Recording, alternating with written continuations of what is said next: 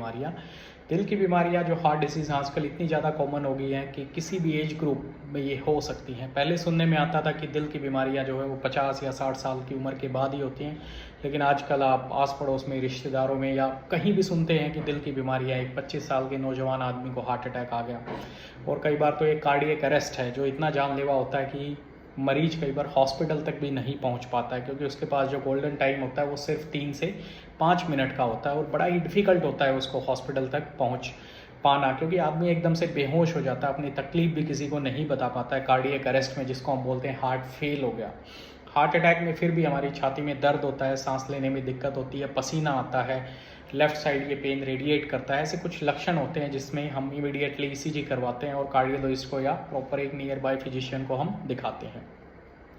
लेकिन कुछ कंडीशंस होती हैं जिसको हम बोलते हैं कार्डियक अरेस्ट, उसमें हमें समय मिल ही नहीं पाता है, 3 से 5 मिनट का ही समय मिलता है और उसमें सिर्फ और सिर्फ हमारी जान जो बचा सकता है वो बचा सकता है CPR, that is cardiopulmonary resuscitation. आपने रिसेंटली एक वीडियो देखा होगा जो वायरल हो रहा है,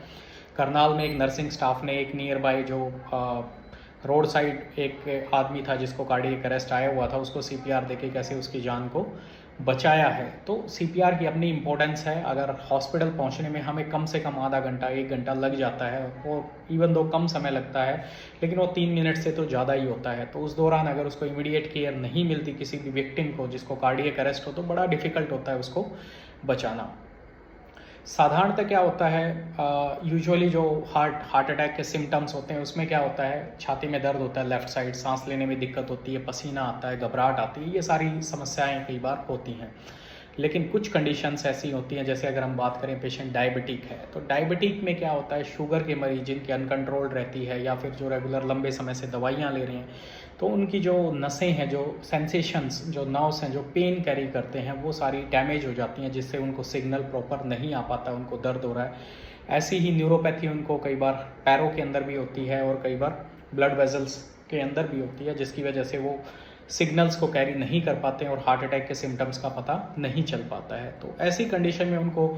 ज़्यादातर जो सिम्टम्स आते हैं, जैसे घबराहट आ गई, खाना खाने के बाद पेट में अफारा आ गया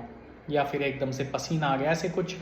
लक्षण आते हैं जिनमें वो हार्ट अटैक को एक्सेप्ट ही नहीं कर पाते हैं, उन्हें लगता ही नहीं है कि हार्ट अटैक होगा। लेकिन जब वो ओपीडी में जाके या इमरजेंसी में जाके किसी डॉक्टर को कंसल्ट करते हैं और वो जब प्रॉपर ईसीजी करते हैं या फिर कार्डियक बायोमार्कर्स जो ब्लड के इन्वेस्टिगेशंस होती हैं, जिसमें सीपीकेएमबी, ट्रोप-टी, ट्रोप-आई,